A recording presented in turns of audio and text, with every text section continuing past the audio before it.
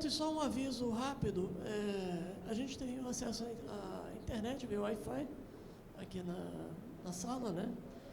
Os que tiverem interesse, a rede é Painel Telebrasil, a senha 2019.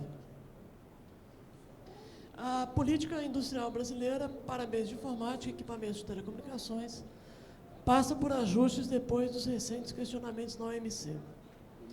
Quais as principais mudanças no horizonte? Como fomentar a inovação e onde vale a pena centrar esforços? Eu vou chamar os painelistas que vão fazer suas apresentações. Em primeiro lugar, Henrique de Oliveira, coordenador-geral de Estímulo ao Desenvolvimento de Negócios Inovadores do MCTIC. Obrigado, Henrique. Nilo Pasquale, superintendente de planejamento da Anatel. Cláudia Vegas, diretora da LCA. E Edivaldo Santos, diretor de inovação da Ericsson. Obrigado, pessoal.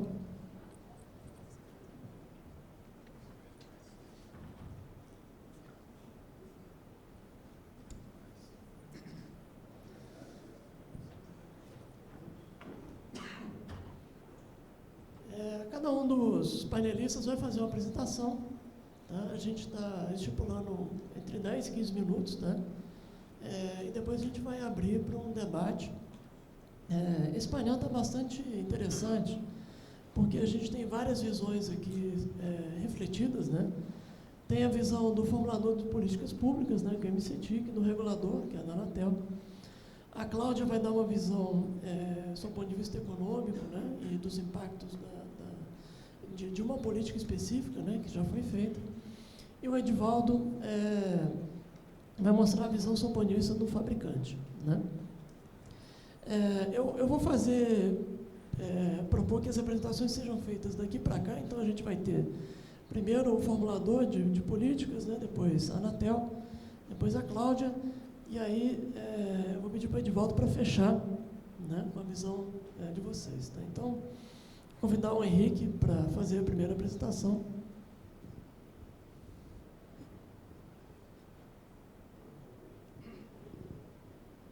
Está funcionando, Henrique? Funcionando. Boa tarde, cumprimento aqui o Ildeu, toda a mesa e os demais presentes. Eu tenho a oportunidade de trazer aos senhores uma visão em rápidos minutos, para depois a gente abrir o painel, sobre o status atual da Lei de Informática face o resultado do órgão de apelação do painel que ocorreu nos últimos anos e termina recentemente, esse ano, começo do ano, na OMC. Bom, mas para a compreensão do que nós estamos falando, é necessário, primeiro, uma pequena visão sobre como funciona a Lei de Informática de uma forma bem sumária. A Lei de Informática, ela tem empresas se habilitam ao incentivo. Essa habilitação inicialmente pode ser provisória ou definitiva, é um caminho normal.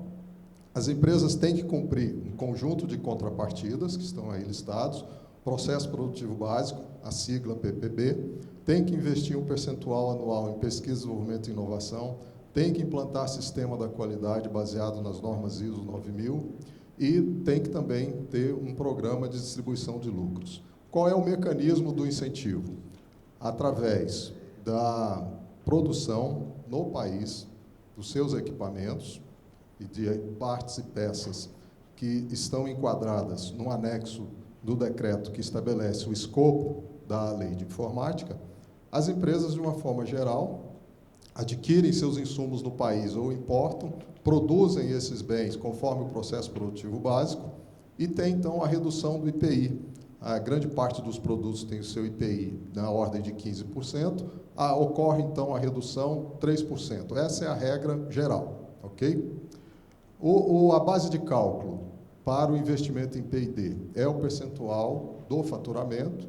A gente fala normalmente 5%, mas não, esse percentual é decrescente, assim como o benefício, a redução do IPI também é decrescente até 2029, e é calculado com base no faturamento dos bens incentivados, sem a incidência dos tributos. Bom, passo seguinte. Deixa eu ver aqui se eu consigo avançar aqui.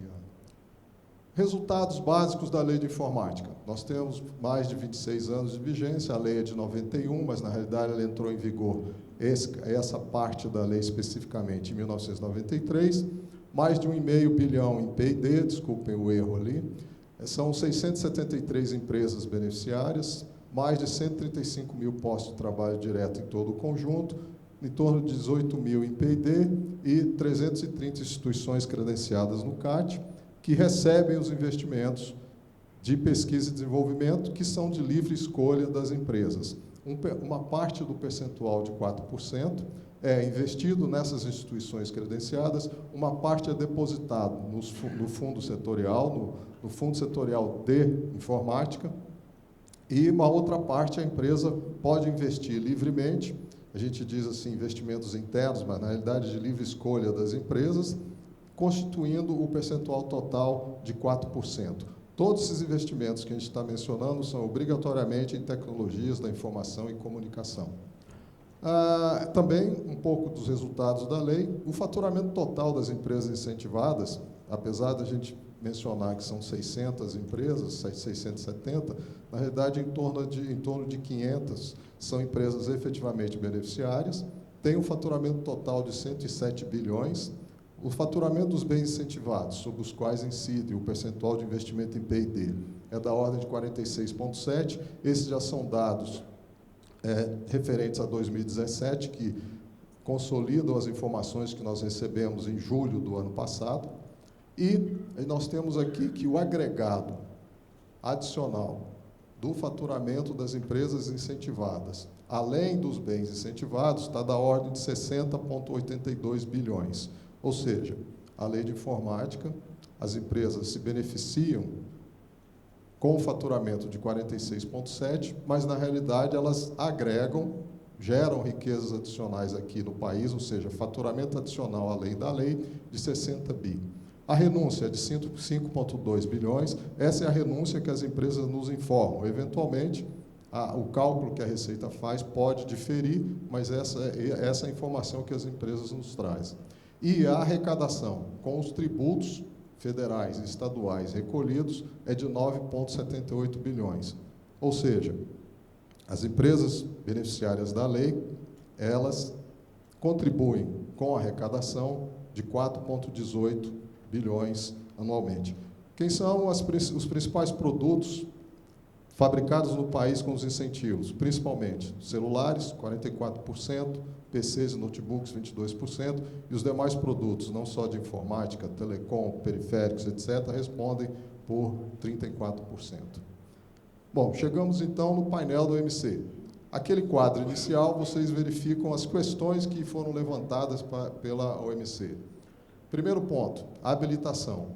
Somente as empresas que fabricam no país, que têm manufatura, que cumprem o processo produtivo, podem se beneficiar. Esse aí foi o primeiro questionamento da OMC. Segundo ponto, há uma discriminação tributária em relação a um produto que seja fabricado no país com os incentivos e comparando com o produto importado. Por quê? Porque o produto importado paga o IPI de 15% e o produto fabricado no país tem a redução do IPI de 15% para 3%. Então, ocorre aí uma diferenciação, né, que é proibida pelas regras da OMC, para o mesmo produto, teria que ter o mesmo tratamento tarifário e tributário. PPB, bom, tem a obrigação de aquisição de alguns insumos e do cumprimento de etapas no país. Base de cálculo de P&D. A aquisição de produtos com PPB reduz a base de cálculo da obrigação e, se o produto for importado, não tem essa redução. Então, foi considerado também uma diferenciação e uma discriminação. Item 5. A OMC conclui que o subsídio ao P&D pode existir, mas tem que ser um subsídio direto. E a redução do IPI é considerado um subsídio indireto. Ou seja, a OMC admite o subsídio direto e também, é o item 6 que está aqui na transparência, admite subsídio e incentivos à produção e à P&D. Essa foi a decisão do painel. O Brasil recorreu. A decisão desse recurso acaba de sair em janeiro. E, basicamente, o resultado final do painel, porque primeiro é o painel, depois o Brasil recorreu ao órgão de apelação. O resultado do órgão de apelação não cabe mais apelação, apenas cumprir. Então, o Brasil teve problemas, como vocês podem verificar aí, nos aspectos da lei de informática, mas, basicamente, o órgão de apelação, ele concluiu 2 problemas principais e que nós teremos que resolver dentro do prazo que foi estabelecido. Primeiro, as questões do PPB dentro do PPB, que foi batizado de Nested PPB. E segunda questão, a questão do tributo indireto. Foram 2 aspectos que nós não conseguimos reverter ao fazermos a apelação ao órgão de apelação. Então, vocês podem verificar aí, está em laranja, é o segundo, o terceiro e o 4º ponto, estão todos eles relacionados a processo produtivo básico e a questão do subsídio direto. Bom, além do impacto na lei de informática, há também um impacto no programa de apoio à indústria de semicondutores. Por quê? Porque, de forma similar, o programa PADIS também concede incentivos a tributos indiretos, por intermédio da redução a zero do IPI e das contribuições PIS/COFINS. Então, também precisaremos alterar esses aspectos que estão no marco legal do Programa de Apoio à Indústria de Semicondutores, e o mesmo deveria e poderia ocorrer nos outros programas que foram também condenados, mas esses programas já se encerraram, então não há o que fazer. E houve uma grande reversão no programa PEC e RECAP, que suspendem a cobrança de tributos, né, para as empresas exportadoras, tributos de partes, peças e componentes. Então, não foram considerados subsídios, isso foi revertido. Qual é a situação, então, do resultado do painel? Foi acordado quanto a se alterar os PPBs, são 40 portarias de processo produtivo básico. Nós temos o prazo de 5 meses e 10 dias, a contar de 13 de janeiro, então esse prazo se encerra daqui a 30 dias. Nós estamos, então, trabalhando junto com a Secretaria Especial do Ministério da Economia e da Indústria para alterarmos esses 40 PPBs. E temos, então, já propostas já, ainda em fase e estágio inicial, de alteração do marco legal, né, da Lei de Informática e do programa PADIS. Para isso, nós acordamos com União Europeia e Japão, na OMC, o prazo de 11 meses e 20 dias, que se encerra em 31 de dezembro deste ano, 2019. Como está mencionado aqui no slide, essas propostas estão sendo elaboradas em conjunto, ainda pelas equipes técnicas. O Nested PPB são portarias interministeriais, mas a Lei de Informática e o Programa PADIS, ou Programa de Lei, ou Medida Provisória. Todas as propostas estão sendo submetidas e avaliadas pela equipe técnica responsável pela negociação na OMC, área do Itamaraty, e, repito, a contagem dos prazos, 11 de janeiro de 2019. Quais são os problemas e os riscos com o término, né, abrupto da Lei de Informática? Primeiro, há o risco de judicialização por parte das empresas, considerando que o marco legal vigente ele tem previsão de término em outubro de 2029. Risco de evasão de investimentos no setor produtivo, aumento do desemprego nas indústrias, aumento do desemprego de pessoal qualificado que trabalham com P&D.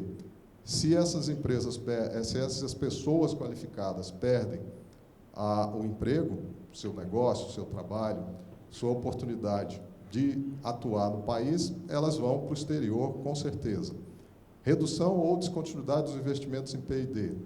Encerramento das atividades dos centros de P&D. E isso teria um impacto muito grande para as regiões Norte, Nordeste e Centro-Oeste. Pesquisadores chaves dos centros de excelência serão repatriados para suas matrizes. Claramente, isso gera um desestímulo muito grande ao desenvolvimento de tecnologia por parte daquelas empresas que investem em tecnologia no país. E, obviamente, queda de recursos destinados às universidades, perda de arrecadação estadual e federal e forte redução das contribuições ao Fundo Nacional de Desenvolvimento Científico e Tecnológico e ao Fundo Verde e Amarelo. Bom, eu gostaria que vocês fixassem mais aqui na última coluna, no qual é o objetivo do painel discutir, por exemplo, que futuro, que cenário a gente pretende construir. Obviamente, temos que atender a todos os compromissos e regras da OMC e do GATT. Não podemos extrapolar na renúncia fiscal, que hoje já existe, não temos espaço para isso. A proposta do governo, inclusive, de uma forma geral, é reduzir essa renúncia. As empresas beneficiárias, nós gostaríamos que mantivessem suas atividades industriais, mesma coisa em relação aos investimentos em P&D. O equilíbrio regional, isso muito por conta da fabricação em Manaus, precisa ser mantido. Esse desequilíbrio causa problemas para ambos os programas de incentivo. Temos que atender os prazos, porque senão nós estaremos sujeitos à retaliação da União Europeia e do Japão. E essa retaliação não vai ocorrer sobre o setor de TICs, vai ocorrer sobre setores em que há competição entre o bloco, o país e o Brasil. Tá?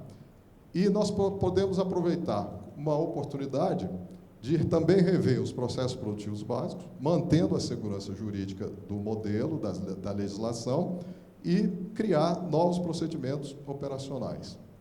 Podemos definir se faremos um novo programa, como será essa transição, se vamos diferenciar incentivos, produtos por classe, categoria, por investimentos, a priorização, a pesquisa, desenvolvimento e inovação, me parece que é um consenso. Podemos reduzir ou ampliar o escopo não só de produtos, mas também de tecnologias que hoje não são abrangidos pela lei de informática. Ou seja, temos um leque muito grande de alternativas. Oportunidades, então. Primeiro, alterar os processos produtivos. Já informo aos senhores que nós já publicamos 10 consultas públicas, no caso o Ministério da Economia publicou. Hoje saíram mais 4 ou 5 consultas públicas, totalizando então 10. Mas nós temos ainda 30 consultas públicas e temos que transformá-las de consulta pública em portarias. Mas o interesse em investimento no país continua. Apesar de toda a celeuma aí recente com a Huawei voltou a operar no Brasil e tem intenção clara de fabricar seus equipamentos aqui. No caso, estou me referindo à telefonia celular, aos terminais. Tá?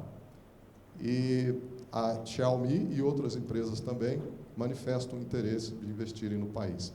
De uma forma geral, quais seriam as possibilidades para uma nova lei? Nós achamos que a lei, como está hoje, com investimento fixo, incentivo fixo, ela é problemática, porque muitas empresas não têm estímulo para investir além do mínimo previsto na legislação. Okay? Então, isso é uma questão que a gente poderia melhorar.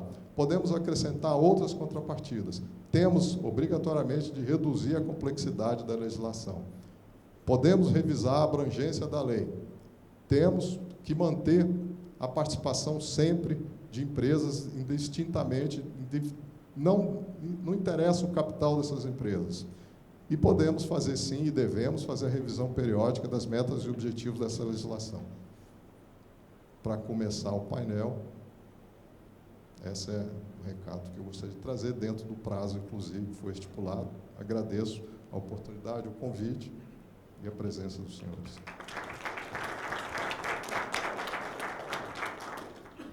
Muito obrigado, Henrique. Foi ótima a apresentação. Eu vou convidar agora o Nilo para falar sobre o ponto de vista do regulador.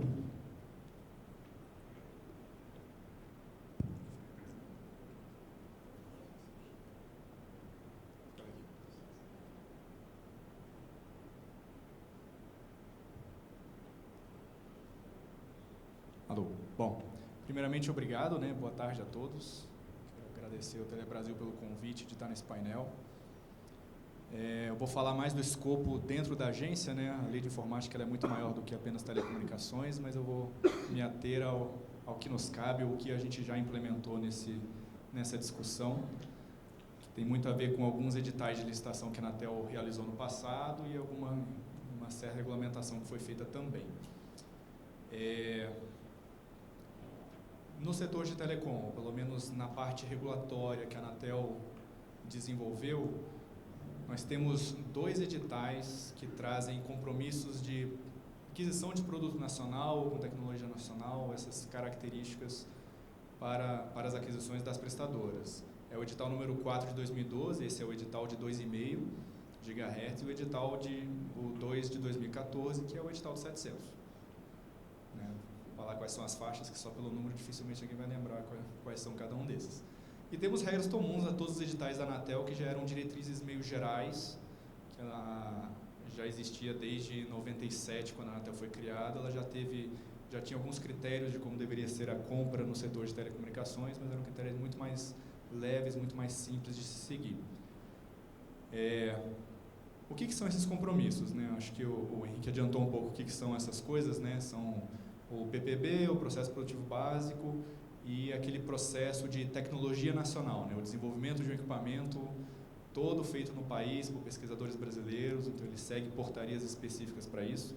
A época era a portaria 950 de 2006, eu não sei nem se ela existe mais quando a gente regulamentou, mas eu imagino que continue firme e forte por enquanto. Mas esses são os 2 aspectos, e foi nesses 2 aspectos que a Anatel se ateve à época da elaboração dos editais para tratar as questões de compromissos. O edital 4 de 2012, o edital do 2,5 GHz, foi aquele primeiro edital para a implantação do 4G no Brasil, né? Aquele que trouxe metas para subsedes da Copa do Mundo, Olimpíadas. Ele criou 3 momentos de obrigações de investimento ou compra de equipamentos de rede, seguindo os padrões de PPB ou de tecnologia nacional. Né? Como está lá no edital, aqui está de forma resumida, lá ele detalha um pouquinho mais, mas ele criou critérios do tipo, entre 2012, que foi a realização do leilão, até dezembro de 2014, 60% dos investimentos em bens ou produtos adquiridos, 50% disso tinha que já ser em PPB, e esses outros 10% em tecnologia desenvolvida no país. E esses patamares iam aumentando ao longo do tempo. Entre 2015 e 2016 ia para 65%, 2017 até 2022, 70%. Né? O edital ele colocou uma data final também, então não é um compromisso permanente. Né? A lógica por trás disso era tentar fomentar a indústria do 4G no país. Era essa, pelo menos, a diretriz principal para ter colocado esses compromissos lá dentro. O edital dos 700, que veio em torno de 2 anos depois, ele manteve a mesma lógica, como ele já era em 2014, então aquele primeiro patamar, né, até dezembro de 2014 não existia, ele já começava no patamar seguinte, em 65% e 70%. Aqui a gente está falando sempre de equipamentos de rede. Né? Como o Henrique mostrou, boa parte dos incentivos da rede informática estão na parte de celular, mas na parte de dispositivo. Né? E aqui a obrigação era atrelada à rede de telecomunicações, não aos dispositivos.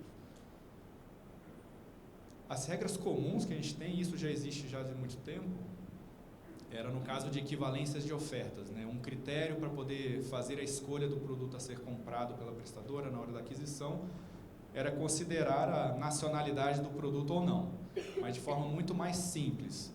Né? Equipamentos com as mesmas características técnicas, na mesma lógica, com preços equivalentes, com a mesma capacidade de disponibilidade.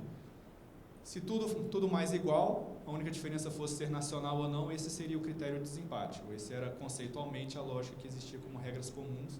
Isso existe para todos os editais da Anatel desde 98. Mas é um critério muito mais simples de se cumprir. Né? Ele está muito mais numa lógica de equivalência, prever uma preferência pelo nacional caso haja equivalência. O que a gente tem de regulamentação? Os 2 editais do 4G que foram feitos, eles criaram os patamares de aquisição, mas eles apontaram para uma regulamentação específica que ia dizer como que se atestava o cumprimento daqueles patamares. Essa resolução 655 de 2015 é a resolução que fala disso, coloca os critérios de como a gente vai fazer o acompanhamento disso, como que vai ser reportado à agência o cumprimento ou não. Um elemento que é importante ter em mente é que os editais previam a possibilidade de não atingimento dos patamares que estavam lá, no caso da inexistência de produto, né?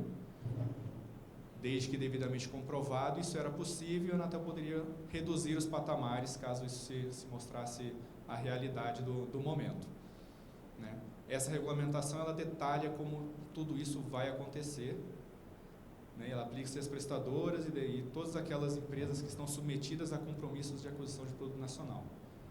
Essa terminologia, ela é bem específica porque é ela que é utilizada nos 2 editais do 4G realizados, tá?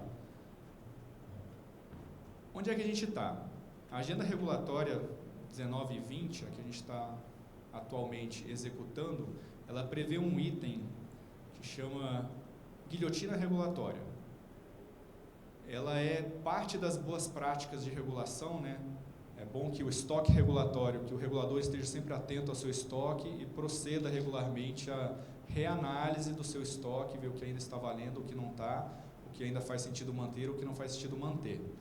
Eu trouxe esse item aqui porque esse é o item que trata dos demais, né? A agenda regulatória hoje ela tem em torno de 50 itens, temáticas específicas.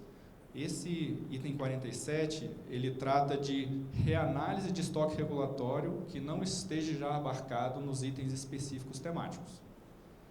Tá? Aquela resolução que eu mencionei, que detalha esse processo de aquisição de produtos e sistemas nacionais, ela está no escopo desse projeto da agência também. Ele tem previsão de se iniciar agora no meados desse ano. O objetivo ali é fazer a avaliação de quais os impactos que isso trouxe, se isso foi positivo ou negativo, em que ponto que estamos, se ele foi muito detalhado, se ele está sendo efetivo, se não está. Dentre todas as temáticas que esse projeto vai se propor a tratar, a parte de produto nacional é uma das temáticas que está dentro dele. Das primeiras impressões que já se teve alguns estudos, algumas discussões sobre isso, aparentemente, a forma que foi estabelecido a parte de compromissos de aquisição de produto nacional pelos editais não geraram o desenvolvimento da produção nacional da forma que se esperava, ou conceitualmente o que se pensava à época de o que ia acontecer. Ele não se mostrou efetivo nesse ponto. Tá? E a própria regulamentação que veio posterior, ela trouxe algumas dificuldades até para acompanhar e atestar esse não atingimento de metas mínimas também, né? Os requisitos, os critérios e as formas de atestar cumprimento ou não cumprimento, elas se mostraram bastante detalhistas e de forma, em alguns momentos, bastante complexa para poder atuar. Então, essas são as primeiras impressões, porque não é o trabalho conclusivo ainda. Isso a gente ainda vai entrar em detalhes, isso aqui ainda vai passar por análise de impacto regulatório muito mais detalhada do que só pequenas impressões. É só algumas notícias que a gente já tem de discussões internas na agência sobre essa parte específica. Esse é um projeto que ele está dentro da grande temática de simplificação e transparência regulatória, né? Desde 2013, a Anatel está numa linha de tentar simplificar a regulamentação, tirar encargos e buscar o máximo de transparência em cima das suas ações. Esse é um dos projetos que tenta dar um wrap-up, né? Fechar os demais temas que ainda estão em aberto, que a gente não conseguiu tratar em temáticas específicas que são mais complexas. Eu acho que de forma muito rápida era isso que eu queria trazer do nosso mundo mais telecomunicações e mais do visão regulatória. Obrigado, Edu.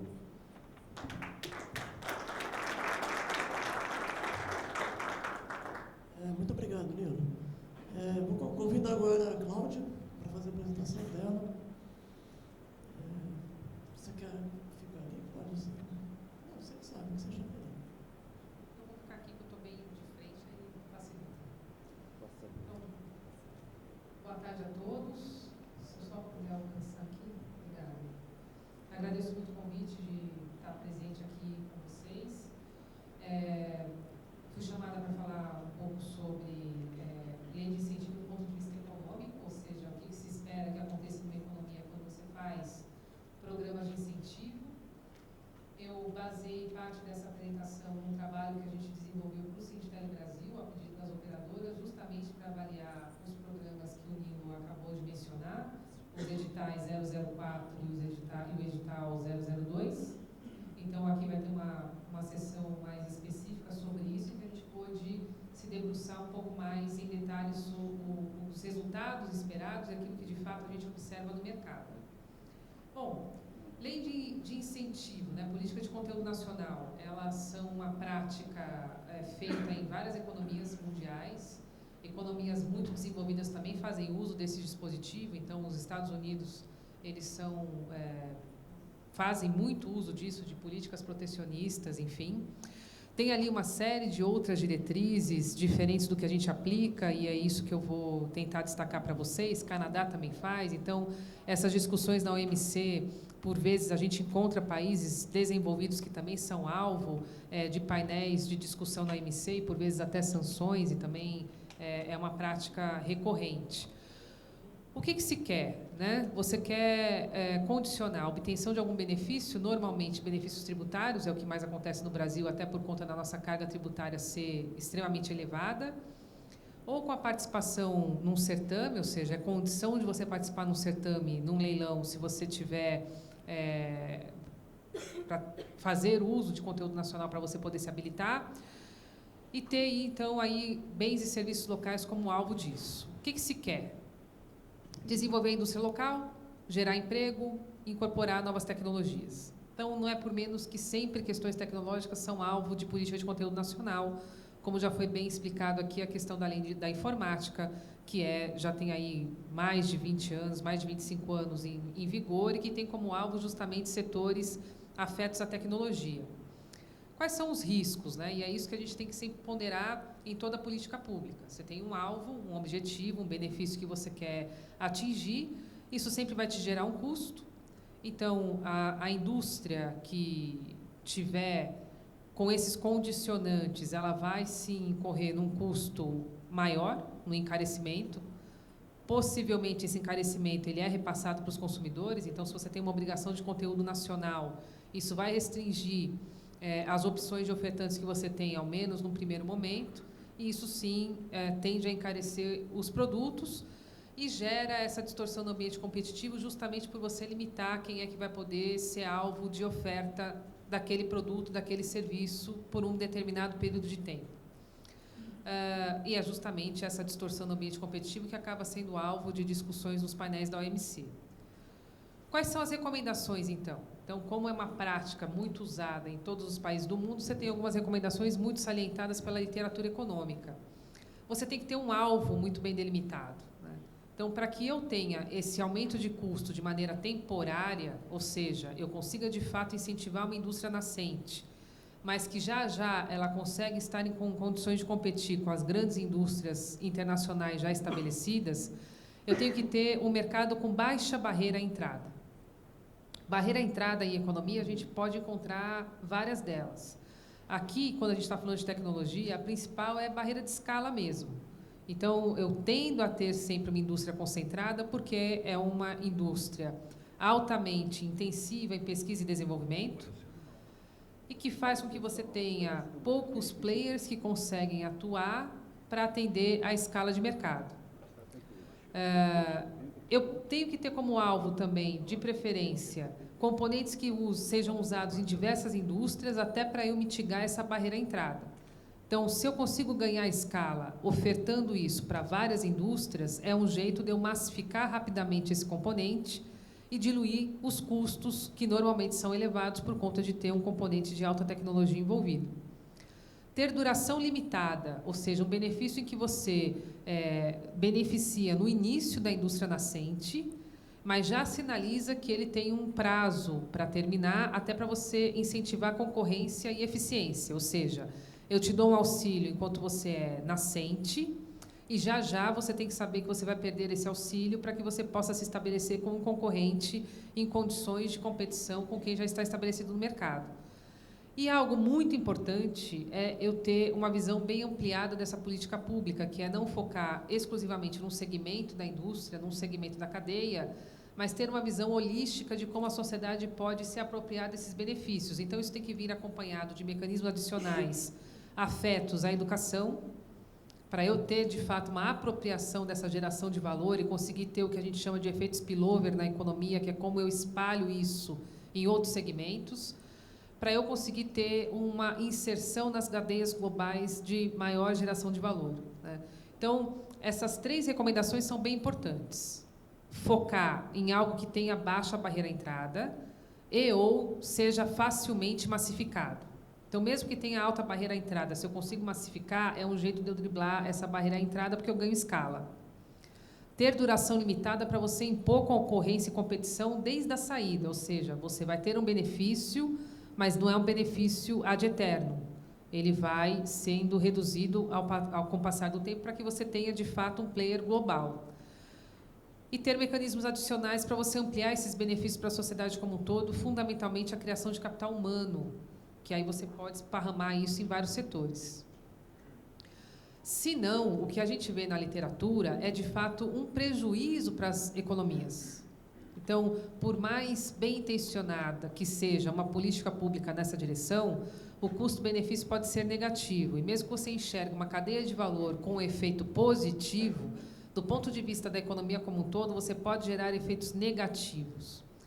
Esses efeitos negativos, eles se traduzem notadamente na questão do comércio, ou seja, se você foca demais o alvo de alguma política protecionista ou alguma política de incentivo de conteúdo nacional num único segmento, você tende a perder competitividade em outros e, no global, você reduz a sua inserção no mercado internacional. Isso significa que você aumenta o risco da sua economia. Porque se eu tenho um declínio de exportações e uma concentração da atividade econômica, significa que qualquer quebra de demanda nesse segmento te expõe a um risco maior. Então, políticas que não tenham um alvo muito bem definido podem gerar, sim, um efeito negativo para a economia como um todo. Você aumenta o risco da atividade econômica ao diminuir a sua diversidade de setores, diversidade de atividade econômica que você exerce na economia como um todo.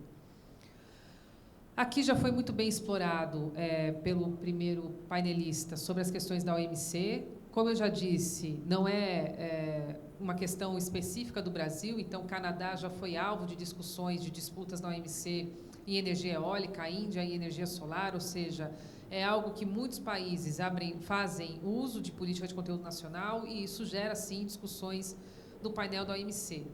Então, em 2013, o Brasil ele recebeu uma reclamação da União Europeia, a gente já recebeu outra similar em julho do Japão, sobre diversos programas implementados, e o alvo foi, sim, o PPB.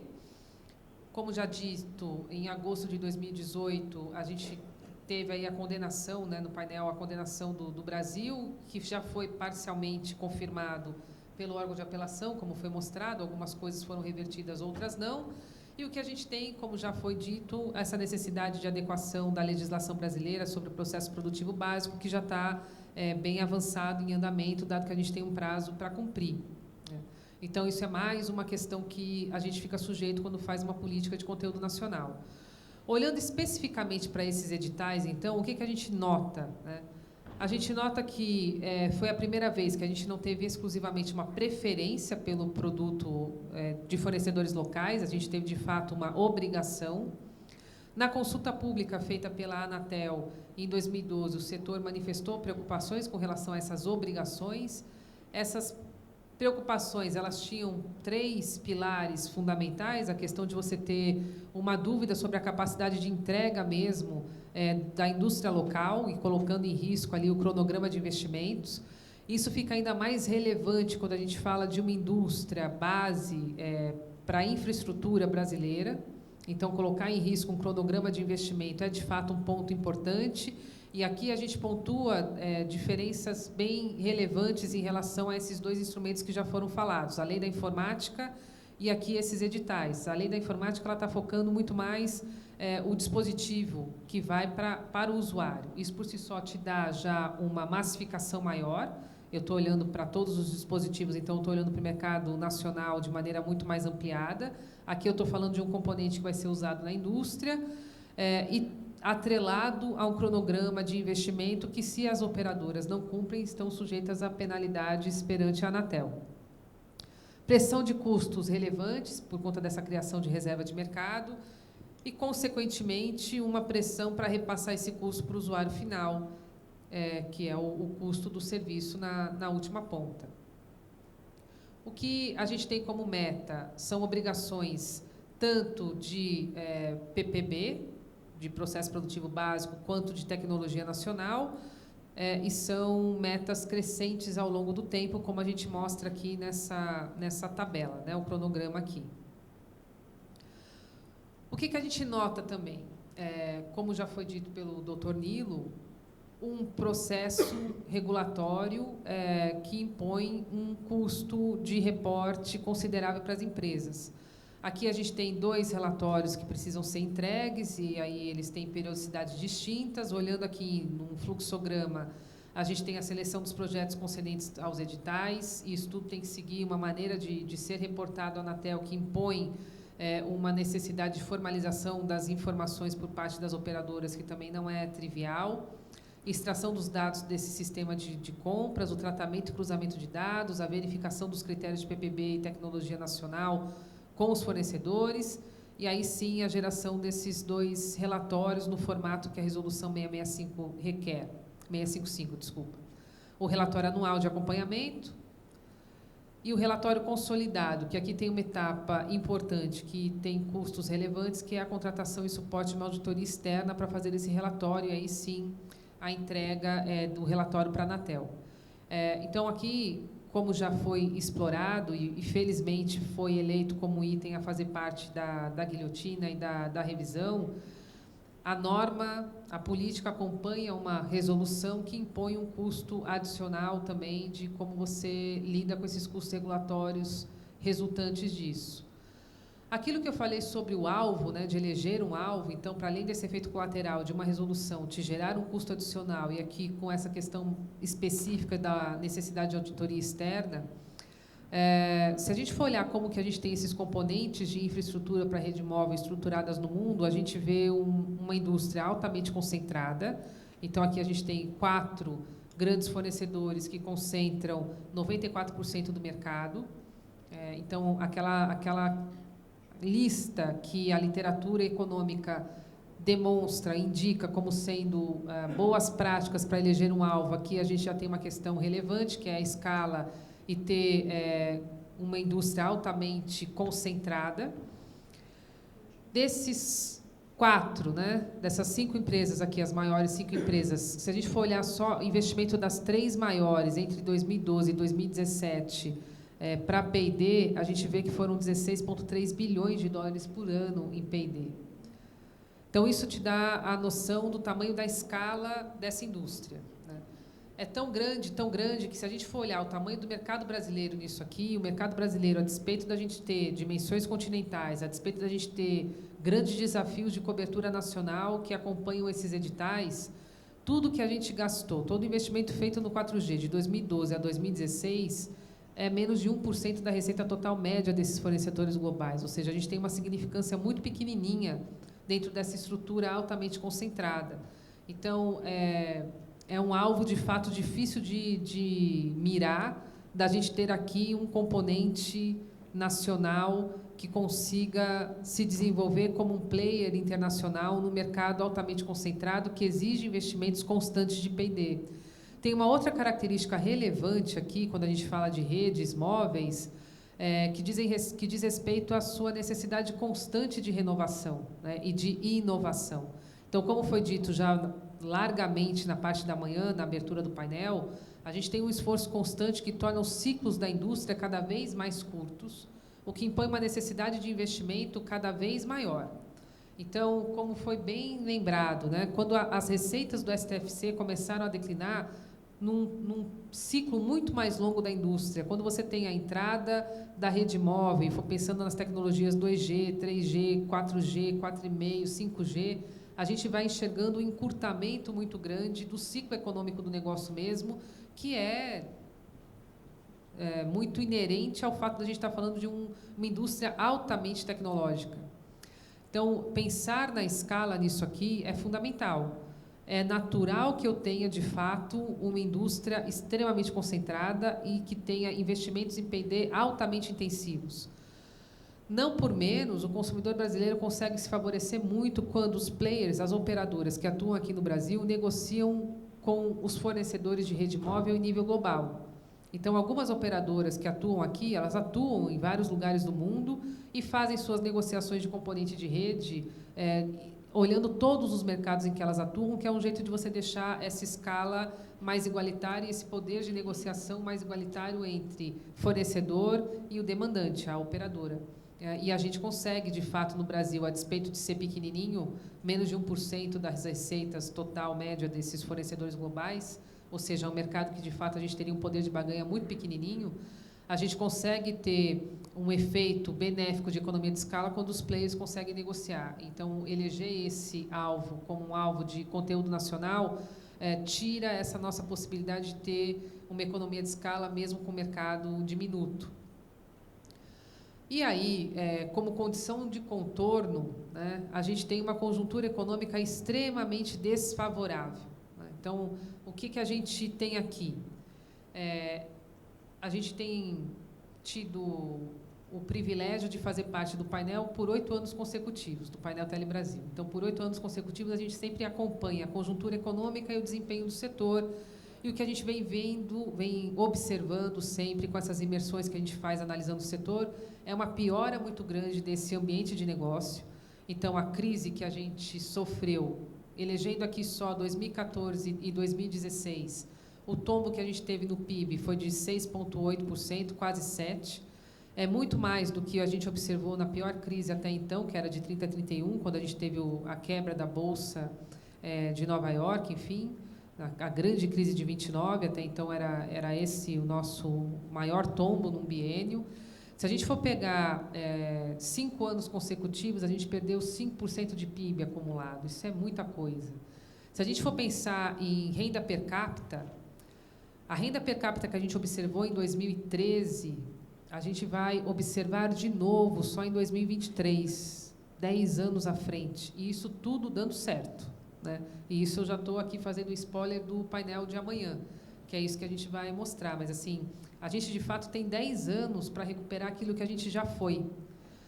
E tudo que a gente fala aqui no painel sobre a relevância do setor de telecomunicações para que a gente consiga ganhar produtividade é, de fato, a saída. Não adianta pensar que a gente vai conseguir sair de uma crise como essa, que tem uma série de requintes complexos, né? Então, uma situação fiscal muito agravada, que reduz muito a capacidade do Estado de ser a grande mola propulsora do crescimento num curto espaço de tempo, como já aconteceu em momentos anteriores, que a gente tinha um fôlego e a gente conseguia fazer o que a gente chama em economia de políticas anticíclicas. Então, essa é uma alavanca que a gente não vai poder contar. A gente tem que olhar para o lado produtivo, sim, e olhar para o lado produtivo do jeitinho que a gente viu no painel de abertura aqui nessa manhã, que é um setor, que é o setor de telecomunicações, mais especificamente TICs, que consegue afetar de maneira ampla todos os setores produtivos da economia. Ao afetar todos os setores produtivos da economia, eu consigo produzir mais com menos. Eu consigo ter saltos de produtividade e, consequentemente, eu consigo melhorar a minha competitividade.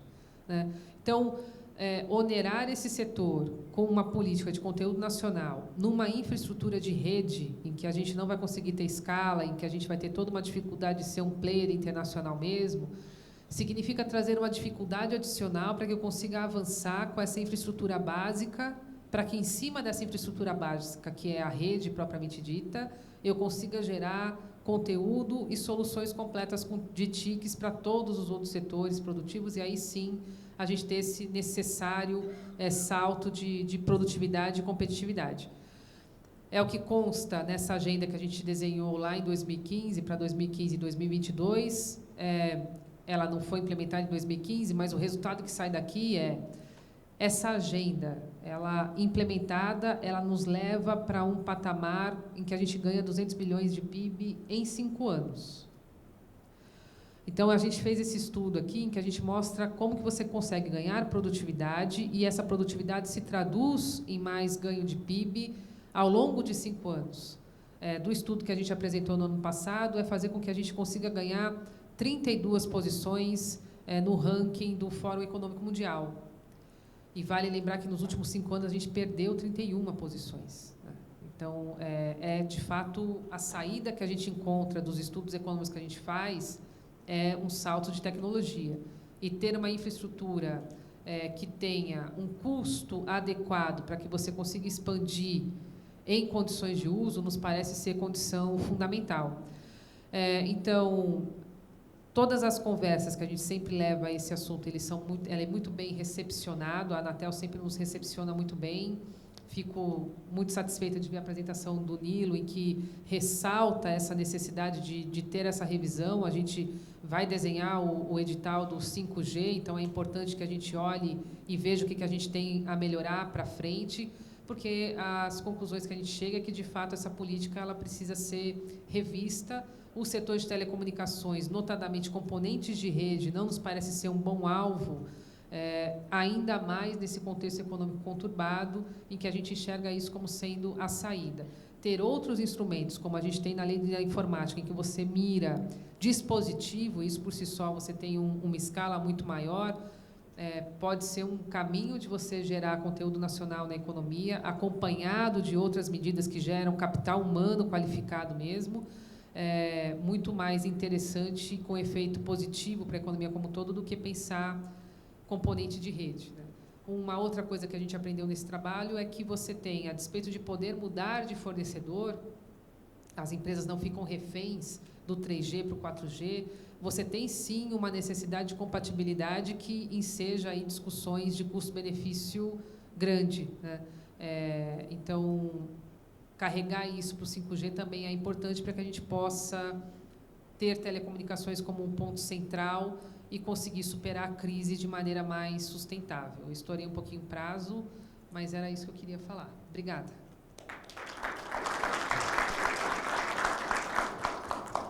Obrigado, Cláudia.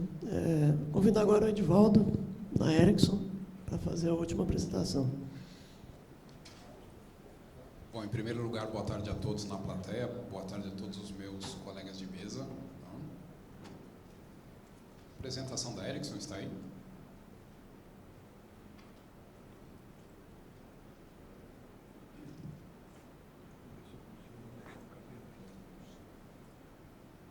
Bom, como já foi muito bem dito por todos os panelistas, toda essa discussão de lei de informática, ela teve um gatilho que foi o que nós chamamos de o desafio OMC, tá? E, na verdade, o nosso pensamento é que isso cria uma oportunidade fantástica para o Brasil repensar o seu posicionamento nas cadeias globais de geração de valor e, muito especialmente, nos ecossistemas globais de inovação. Se você puder passar para o próximo slide, por favor. Obrigado.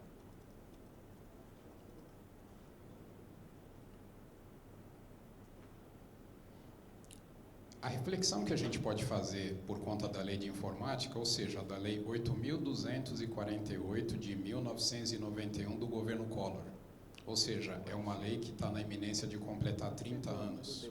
É uma lei que é absolutamente importante para toda a nação e que, evidentemente, ela teve várias revisões ao longo da sua vida, culminando no formato atual, que é a Lei 13.023, de 2014.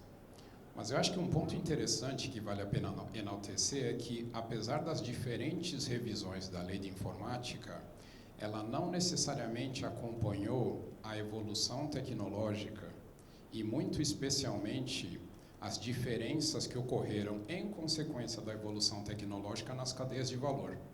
Se eu pudesse citar aqui um exemplo, é o valor relativo entre o software e o hardware. No passado, 10, 20 anos atrás, era muito comum que o software ele fosse entregue gratuitamente a uma empresa em função de uma compra robusta do produto de hardware. E se nós observarmos hoje coisas como, por exemplo, aplicações de inteligência artificial, virtualizações de redes, etc., isso começa a ficar cada vez mais difícil, porque o software ele deixa de ser um elemento agregado e passa a ser uma indústria em si, e uma indústria com alto poder de geração de riquezas. Então, isso posto, o desafio que a OMC coloca para o Brasil nos dá a oportunidade de fazer uma revisão profunda da política industrial brasileira, e acho que esse é um ponto bastante importante. Se a gente ampliar o escopo das discussões, existe uma corrida global, vários países fazem parte disso, Canadá faz parte disso, Itália faz parte disso, de aumentar o seu poder de atração para com atividades de alto poder de geração de riqueza, atividades de pesquisa e desenvolvimento. E a notícia feliz que o desafio da OMC nos traz é que a nossa discussão não é uma discussão de mérito. É possível, sim, oferecer incentivos setoriais. O que a gente está discutindo aqui é uma forma. Então, uma vez mais, o desafio nos dá uma oportunidade de ouro de a gente repensar, modernizar a nossa política industrial. Com base nisso, as sugestões que nós fazemos é que o país busque a inserção nas cadeias globais de geração de valor. E para corroborar essa afirmação, o que eu posso afirmar é que, com base na nossa experiência, o brasileiro, muito especialmente o pesquisador brasileiro, é extremamente qualificado, criativo e orientado a resultado. Então, quando esse talento é exposto a essas cadeias globais de geração de valor e de inovação, ele ganha a confiança dos seus pares e isso cria um círculo virtuoso fantástico de atração e criação de empregos altamente qualificados no Brasil. Uma outra sugestão que nós fazemos é que haja fomento às atividades de inovação e, particularmente, do desenvolvimento de software. Além das credenciais do pesquisador brasileiro que eu já citei aqui, o software ele tem uma característica bastante interessante que é, número 1, o brasileiro ele já mostrou que ele tem vocação para atividade de software. Número 2, a atividade de software é uma atividade um pouco menos intensa em capital e de menores barreiras de entrada comparativamente a outras entradas, evidentemente a depender do tipo de software que uma empresa ou uma pessoa se qualifica a fazer. E também é muito importante que o governo utilize a maior quantidade possível de mecanismos para dar um incentivo para a demanda em toda a cadeia. Em outras palavras, maior a demanda, maior o consumo, maior o faturamento, maior o potencial de geração de riqueza, maior o potencial de geração de empregos, maiores serão as contrapartidas para que as empresas continuem a preservar os seus incentivos e, mais do que isso, será maior a geração de empregos, de impostos para a nação.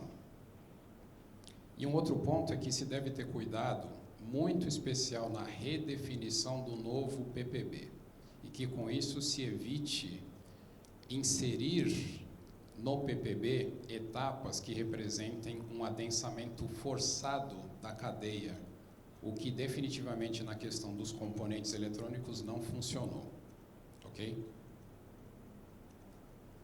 E para confirmar aqui a nossa crença no valor do pesquisador brasileiro, muito especialmente no valor da lei de informática, foi através da lei de informática que a nossa empresa praticamente dobrou o seu volume de exportações num período de 10 anos.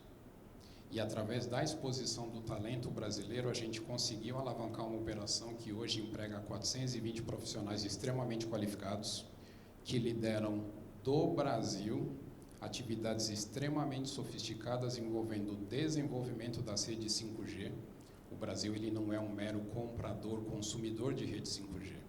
O Brasil ele participa ativamente de padronização, pesquisa e desenvolvimento dessas redes em temas extremamente complexos, como, por exemplo, inteligência artificial, virtualização de redes, eficiência espectral, MIMO massivo e assim por diante.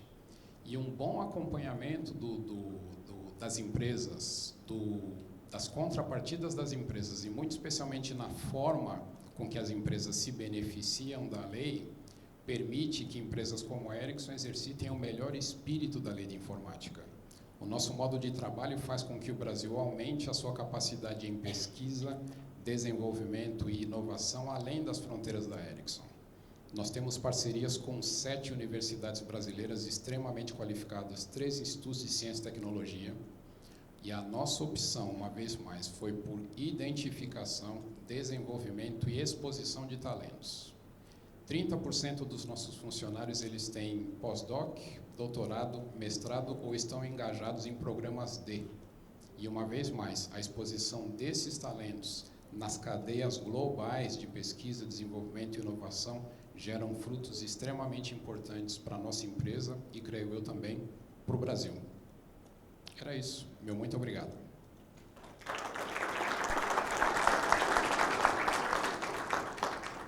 Muito obrigado, Edivaldo. Pessoal, a gente tem um tempo para fazer um debate aqui na mesa, né? Eu queria abrir, enfim, para o público. Claro, pode. Eu queria só complementar aqui que eu na minha apresentação, eu foquei muito nos aspectos Lei de Informática OMC, sobre os pontos que a Lei de Informática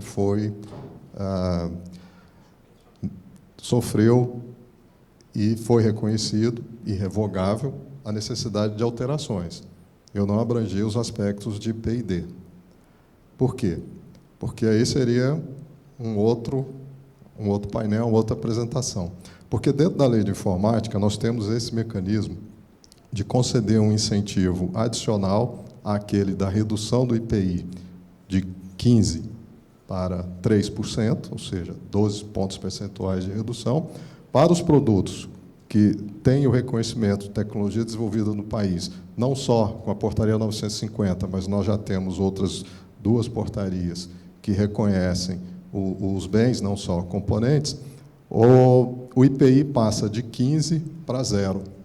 Então, tem esse incentivo adicional para os produtos com tecnologia desenvolvida no país.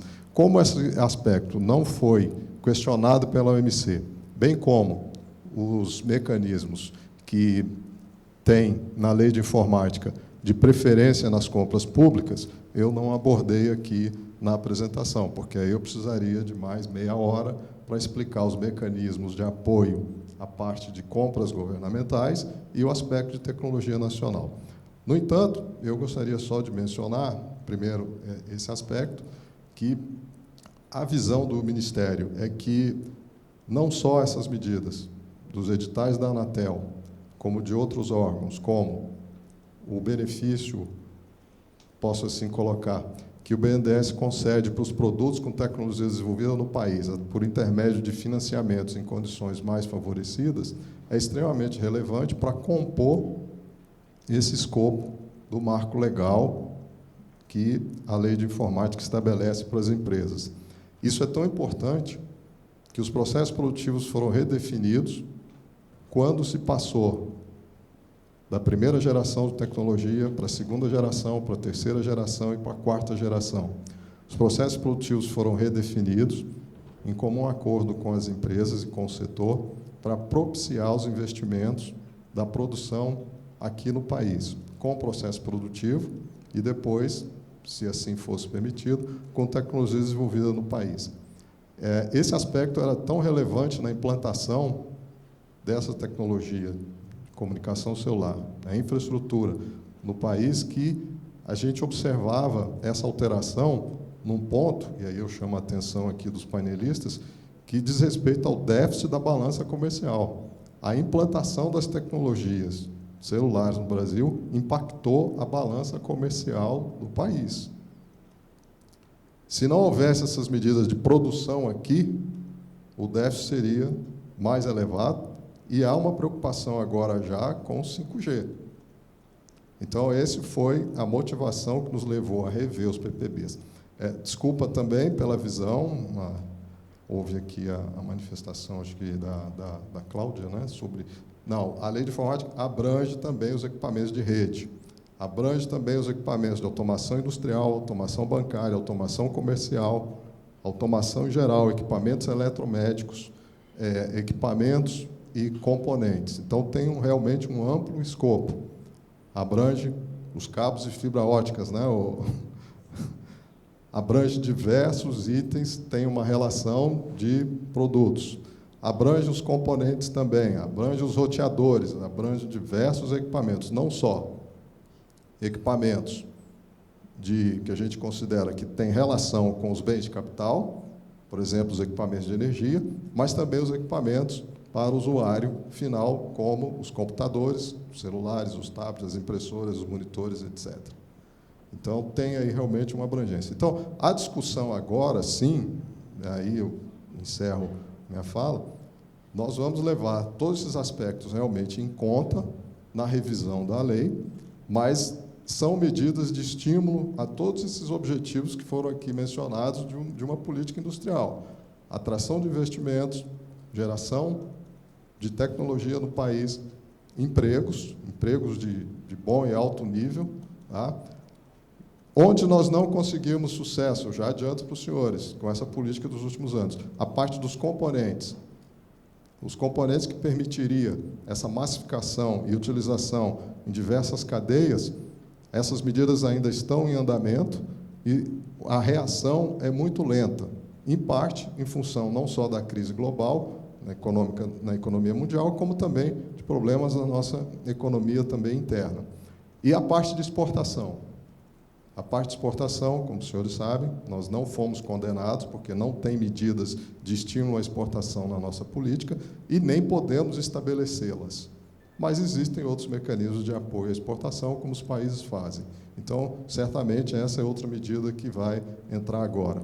Escopo da lei, a abrangência do software, não abrange, ela está restrita realmente ao IPI, e IPI está restrito aos equipamentos. Outro ponto para ser revisado. Tá? Só corrigindo aqui o Edivaldo, não é corrigindo, é só complementando, depois da Lei 13.023 de 2014, nós tivemos a Lei 13.674 de 2018, do ano passado. É uma lei que tratou mais os aspectos operacionais da lei, mas já foi uma nova revisão, mas que, devido ao painel da OMC, não abordou aspectos estruturais da revisão da lei de informática. Bom, com isso eu quero dizer que nós temos muito trabalho, e se puder contar com os fabricantes, com a área de P&D no Brasil, os demais segmentos da economia, vamos precisar realmente contar, porque é muito complexo agora equacionar muitas pontas soltas aqui nós temos. Então, obrigado aqui pela intervenção. Se eu puder fazer um comentário rápido, por favor. A gente faz o acompanhamento pela mídia de que a lei de informática ela tem sido objeto de vários questionamentos, né? Então, a nossa apresentação ela foi feita um tanto deliberadamente para que a gente dê visibilidade de bons casos da utilização da lei. A Ericsson é um desses casos, seguramente não é o único, e acho que no momento em que tem havido, por parte da sociedade, por parte da mídia, questionamentos em relação à lei e os benefícios que ela traz, é muito importante que a gente dê visibilidade desses casos, para incentivar outras empresas a confiarem no potencial do brasileiro, seja o pesquisador ou seja a pessoa na linha de produção, e que a gente, digamos assim, não se limite ao gigantismo do nosso mercado nacional. Existe um mercado global à nossa espera, e a nossa empresa ela é apenas um desses exemplos de que o brasileiro ele consegue vencer nessa competição internacional, num setor para o qual o Brasil já mostrou que tem vocação, que é o desenvolvimento de software de alto poder de geração de riqueza. Pessoal, alguma questão da plateia? Bom, se não tiverem, eu falo mais também. Estou aqui coçando para falar que os PPBs das estações ERB foi publicado hoje. Hoje tem uma consulta pública nova na praça, que, salvo engano, leva em conta a inclusão e desenvolvimento de software, viu, Edivaldo? A inclusão de software desenvolvido no país vai contar ponto para o PPB, tá? Bem como a agregação também de partes, peças e componentes. Mas, desculpa, as questões são da plateia. Oi, boa tarde. Meu nome é Fabrício, da Biosix Brasil. Na verdade, o meu é mais um comentário do que uma pergunta, porque é uma questão que eu acho que é muito importante e que, pelo menos até agora, eu não vi sendo muito mencionada nos debates. Principalmente, eu acho que, em relação à legislação, eu acho que é algo que pode ajudar nessa questão. Que vejo-se falando muito dos avanços de tecnologia, 5G, de como isso pode trazer benefícios para o Brasil, ou deixar uma nação estagnada, caso não seja muito bem planejado. Mas isso é uma coisa que vai trazer muito... Fala-se muito da questão do IoT, né? Cada vez mais devices conectados, mas não se fala em questão de segurança. Eu acho que, em termos de tecnologia, eu vejo o Brasil avançando bastante e crescendo, mas a gente ainda tem um debate muito incipiente quanto à questão da segurança e de como... Porque eu trabalho nessa área e eu vejo que o Brasil está sempre como um dos principais países de origem de tráfego malicioso. Então, a minha questão é, talvez, será que se tivesse alguma questão de legislação ou regulamentação que trouxesse algum tipo de benefício ou incentivo para que as telcos ou os ISPs invistam em segurança, na segurança da sua rede? Será que não seria uma forma de a gente tirar um pouco dessa imagem negativa que o Brasil tem no exterior quanto a origem de tráfego malicioso? Bom, obrigado pelo comentário. Acho que não é bem o escopo do painel, mas para dar uma noção. A parte de segurança de redes e de infraestrutura de telecomunicações, isso é um projeto dentro da agência, que já está rodando há um ano, acho que deve ter 1 ano e meio, mais ou menos. Ele essencialmente cria um comitê dentro da Anatel para tratar de aspectos de segurança de equipamentos e redes de telecomunicações. Ele passou por consulta pública, se eu não me engano. A gente já teve esse debate acho, no começo do ano, uma série de contribuições sobre isso. Então, a gente está desenvolvendo exatamente essa parte. A questão da segurança é porque ela é um pouquinho mais complicada, né? A gente não consegue regulamentar segurança porque você burla ela no dia seguinte, né? O pessoal é muito criativo na hora de achar falhas em sistemas e em equipamentos. Então, se você não tem como pensar num processo mais tradicional de regulamentação quando você está falando de segurança de redes, né? Você tem que pensar muito mais no ambiente multicolaborativo, em que as ações são mais ágeis e as recomendações são mais ágeis. É por isso que a Anatel está optando por um caminho muito mais de criação de um comitê para fazer esse tipo de debate. Aí é um comitê aberto à sociedade também, a entes interessados, e é dali que deve partir diretrizes de melhores práticas em segurança e coisas desse tipo, né? Pelo menos nesse momento a gente não enxerga uma possibilidade de regulamentar requisitos mínimos de segurança. Isso tem que partir muito mais de um debate com quem é o especialista no assunto, né? Dizer que a Anatel, o regulador, é especialista nesses aspectos é um pouco difícil.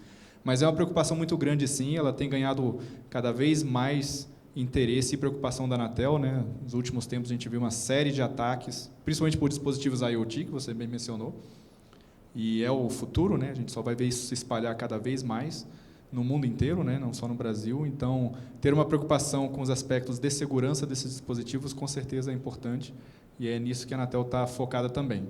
Não era bem o escopo daqui, mas para dar a notícia de que existe um projeto que trata exatamente dessas questões também.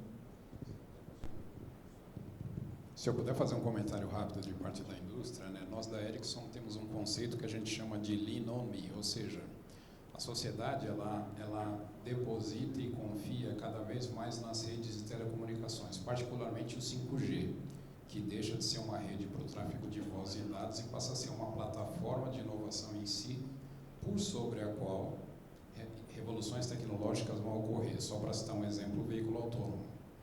Então, até seguindo os padrões, as melhores práticas de standardization bodies, vamos dizer assim, o 3GPP é um deles, as redes 5G elas já nascem trazendo com elas algoritmos de segurança extremamente sofisticados.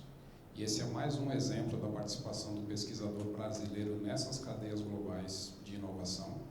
A gente tem pesquisadores tanto na Ericsson quanto nas universidades brasileiras, citando aqui um exemplo, a Universidade de São Paulo, que é uma referência global nesse tema, e é algo que a gente faz de maneira bastante discreta, porém é um trabalho muito intenso, muito sofisticado, e que é contínuo, ele não é uma coisa estanque, é uma coisa contínua, como disse o meu colega aqui no painel. Então a indústria está preparada, o 5G será uma rede de robustez e de segurança de dados muito forte.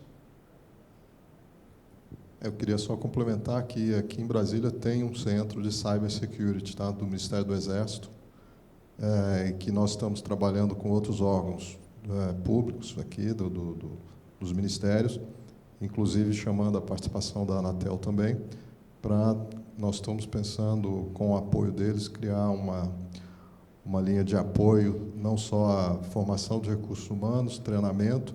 Eles têm um laboratório de pesquisa nessa área aqui, o Exército, em parceria com o Inmetro também. Tem uma escola de segurança, fica ali próximo à torre de TV digital, obviamente é uma escola do Exército, mas eles pretendem abrir cursos, interagir com instituições nacionais e internacionais. Então, a gente deve estruturar aí uma linha de pesquisa e grupos de trabalho e ações nessa área, porque o assunto segurança está nas manchetes aí do final de semana e vão continuar por um bom tempo. Tá? Então, esse é outro aspecto estratégico dessa legislação que nós estamos comentando. Tem que comprar equipamento? Tem. Do mundo todo, sim, mas eu julgo, pessoal, não estou falando pelo Ministério, tá? Eu julgo que a gente tem que saber, no mínimo, o que você está comprando. Para saber o que você está comprando, não basta fazer um edital de compra, não. Tem que fazer mais coisa. Tá? Aliás, tem que fazer muito mais coisa, não é, Edivaldo? Tem que trabalhar muito para saber comprar, o que comprar, por que comprar e o que está comprando. Hoje é fundamental, porque o nível de interatividade, de acesso que 5G vai trazer é inimaginável. Acho que nós não temos ainda noção. Aliás, nós temos sim. Nós temos sim. Acabamos de falar aqui, está na internet já. Só que 5G, nós nem vamos acabar de falar e nós já estamos sofrendo ataques de informação e muitos podem até entrar na apresentação que fizemos aqui e deturpar a nossa apresentação enquanto ela está sendo feita. É tão simples quanto isso. Então, o assunto é realmente sério e nós estamos olhando, obviamente, vocês entendem que nós estamos começando um novo governo, precisamos estruturar muita coisa, mas o Ministério da Defesa está apoiando essa iniciativa porque ele quer ter acesso às instituições de pesquisa, aos fabricantes e as áreas de governo precisam se organizar para que isso aconteça. Então, está no escopo, sim, da lei de informática, porque ela tem essa preocupação e essa vertente. No estudo de IoT, esse assunto esteve presente. Não só disseminar o acesso à internet em locais remotos, etc. O Guilherme, que fez o estudo, está aqui, o Rivera, que coordenou também de IoT, tem essa questão, esteve presente. Ok? Obrigado mais uma vez. Eu queria fazer uma pergunta para o Edivaldo. Você falou várias vezes que o Brasil está inserido nessa cadeia global de produção, né? Especificamente na Ericsson, né? A dúvida que eu fiquei foi o seguinte: se a gente está inserido nessa cadeia, essa inserção, essa produção que o Brasil faz dentro desse arranjo global, ele se enquadra nos requisitos de PPB, né? E, se não, o que faltaria para que a política pública pudesse incentivar isso? As atividades definitivamente se enquadram no PPB, e a opção que nós fizemos por essa exposição do talento às cadeias globais, ela fez com que a gente hoje investisse na casa de 3 vezes mais do que o mínimo necessário para manter os incentivos, ou seja, nós apreciamos os benefícios, mas nós, uma vez mais, não nos acomodamos com o gigantismo do mercado local. Essas atividades, todas elas, sim, se qualificam no escopo da lei de informática, e também há outras atividades, como, por exemplo, serviços, consultoria de redes, etc., que se valem da mesma competência, mas que nós não reportamos porque já não fazem parte do escopo, mas não deixam de ser um contingente adicional de empregos extremamente qualificados que a gente tem no Brasil. E só complementando minha pergunta, você pode dar um exemplo de como funciona essa cadeia global de... Posso? Um exemplo é que, de novo, com vistas às redes 5G, o ETSI, ele tem um padrão que a gente chama de Zero Touch, ou seja, a gente, por sobre as redes 5G, vai ter uma explosão de novos casos de tráfego que é tão grande que não vale a pena, ou talvez não seja viável você fazer o controle e a manutenção das redes com base na competência dos especialistas temáticos. Então, as redes, elas deverão ser autônomas do ponto de vista de decisão. E esse tipo de trabalho, do ponto de vista Ericsson, é liderado pelo Brasil. O Brasil, ele não é um coadjuvante, ele não é um mero participante, ele lidera uma iniciativa global. São pesquisadores que, do Brasil, lideram times que estão na matriz, na Suécia, na Hungria, nos Estados Unidos e em outros países, para você dar autonomia e inteligência às redes de telecomunicações, para que ela tome decisões, e a visão é que não haja mais interveniência humana nas redes. É uma visão que ela inspira os nossos pesquisadores, mas é isso que se quer. Se não, no ano de 2020, algum dia isso vai chegar. E é isso que nos move, é isso que nos guia. Obrigado.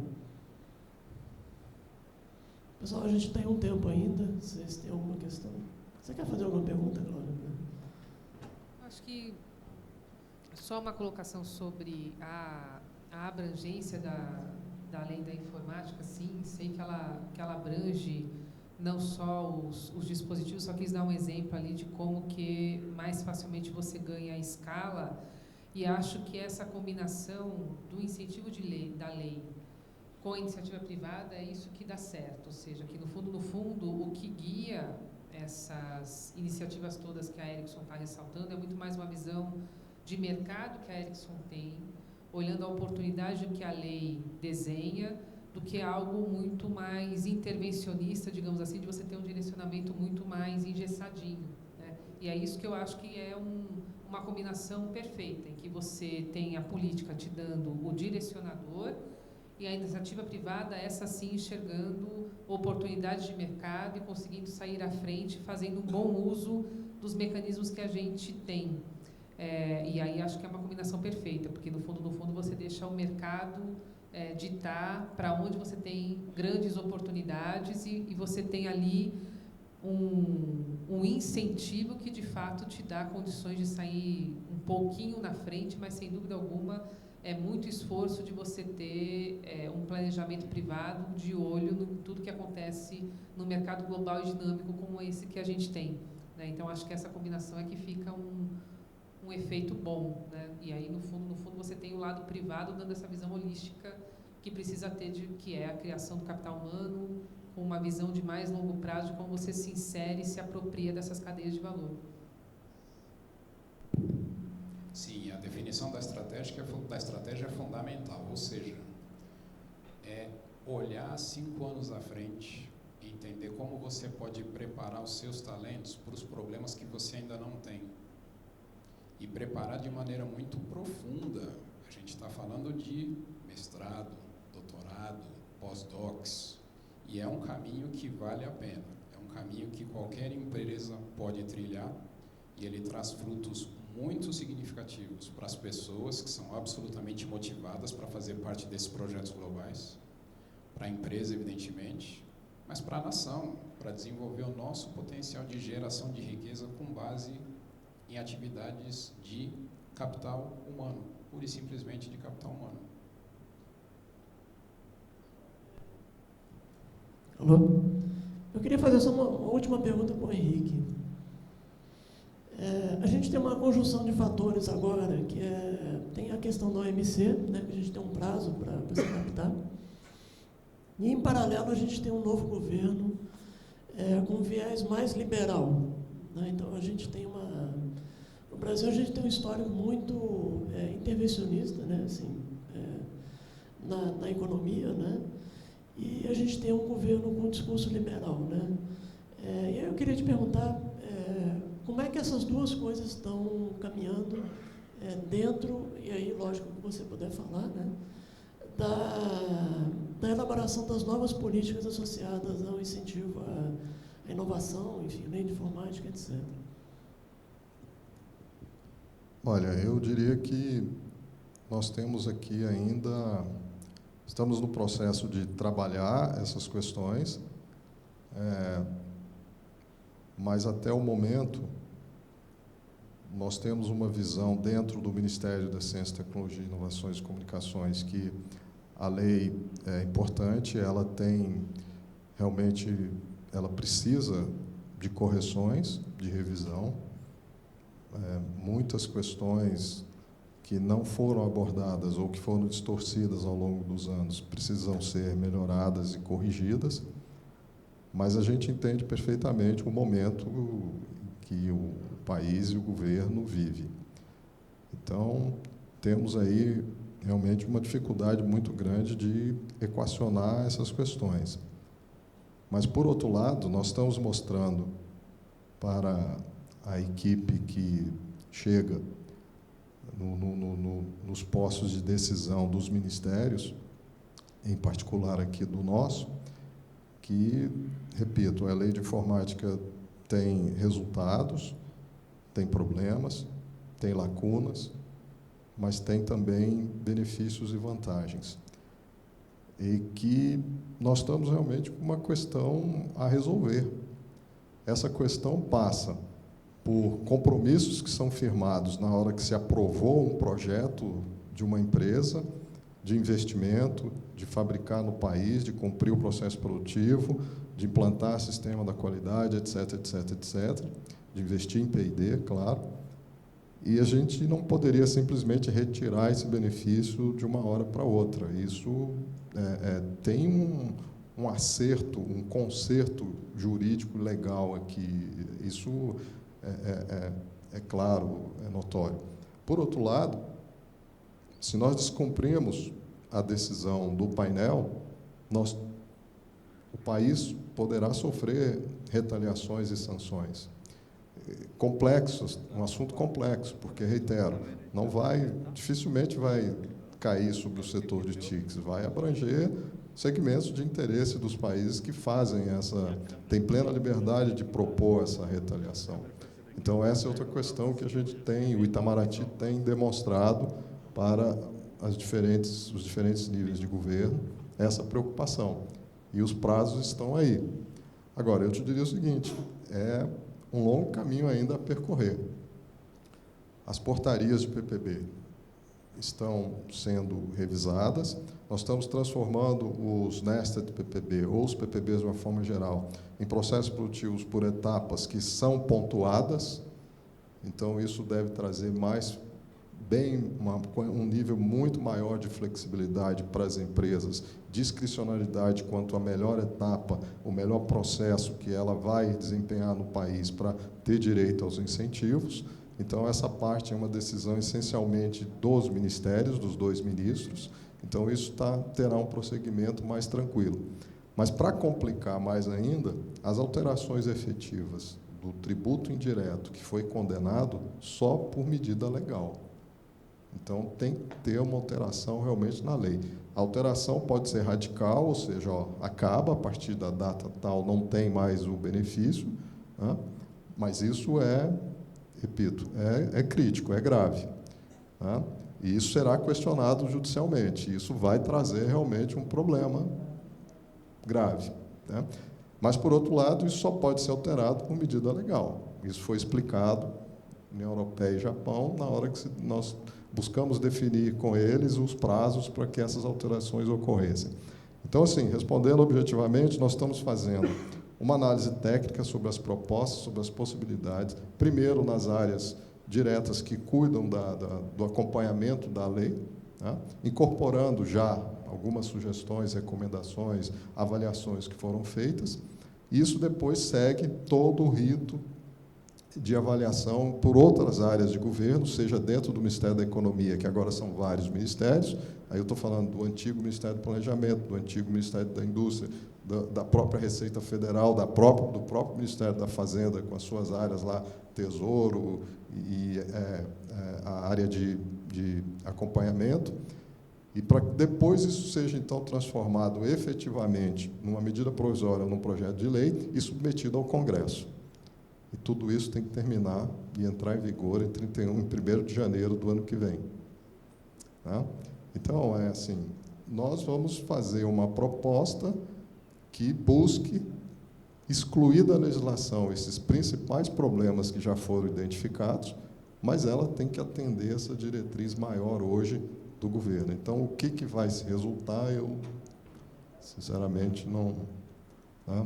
Mas, na área técnica, nós estamos trabalhando com o objetivo principal de, talvez, fazer isso em dois momentos, 2 etapas. Ok? Acho que seria o mais recomendável. Ok, obrigado. Um grande desafio, né? Pessoal, nosso tempo encerrou. Espero que vocês tenham gostado do painel. Queria agradecer muito a Henrique, Nilo, Cláudio e Edivaldo. Eu acho que foi muito bom. E, enfim, agora a gente vai ter eu acho que às 4h30, né, que a gente tem a sessão lá no auditório, tá? Então, todos convidados para participar. Obrigado.